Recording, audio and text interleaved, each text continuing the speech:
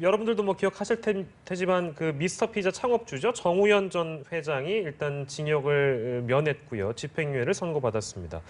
근데 유죄로 인정한 부분이 있을 것 같아서 사건 개요부터 재판부의 판결까지 좀 정리해 주시죠.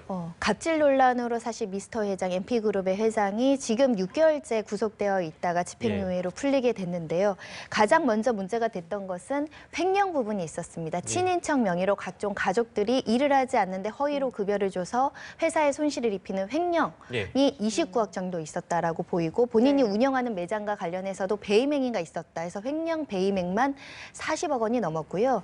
또 한 가지 많이 공분을 일으켰던 것이 치즈 통행세라고 해서 친동생이 운영하는 치즈 관련된 유통업체에 일감을 몰아주고 부풀려서 회사에 손실을 입혔다. 이런 치즈 통행세 문제도 있었고 또 이제 가맹점주가 뭐 자살하는 사건도 있었는데 그게 뭐냐면 보복 출점 사건.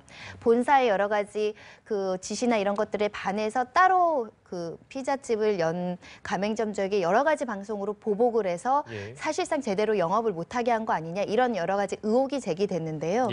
오늘 법원에서는 급여를 횡령한 횡령 부분하고 그 직접 운영한 매장에 대한 배임 행위는 인정이 됐는데 치즈 통행세라든가 보복 출점에 대해서는 일단 근거가 부족하다, 증거가 부족하다, 그리고 뭐 치즈 통행세는 적정한 가격이 산정된 것 같다라는 취지로 무죄로 판단을 했고요. 그래서 징역 3년에 집행유예 4년이 나왔습니다. 네, 변호사님께서 지금 잘 설명을 해주셨는데 재판부가 이 토종 피자 기업의 생존을 위해서 조금 선처를 했다 이런 내용이 나오고 있습니다. 근데 일부에서는 횡포였다, 죄질이 불량하다면서 좀 아쉬움을 드러내기도 했거든요. 사실은 횡령과 배임 금액이 40억 원인데 집행유예로 선처를 해주신 거는 많이 선처를 해줬다고 봐도 무방할 정도인데요.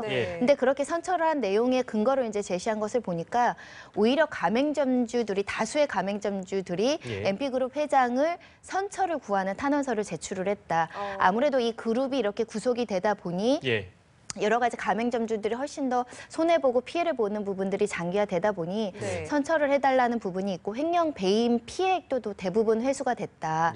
그런 점들을 기준으로 이제 집행유예 판결 선고를 내린 것 같고요. 특히 고령인데 아마 6개월 정도 구금 생활하면서 충분히 반성하지 않았겠느냐. 앞으로는 재발하지 말 것을 그런 의지를 담아서 요번 한 번은 집행유예를 선처를 해주신다라는 의지를 담은 판결로 보이는데 많은 네티즌들은 그래도 억울한 사람들이 있지 않겠느냐. 조금 더 강력하게 처벌할 필요가 있다는 의견도 있는 상황입니다.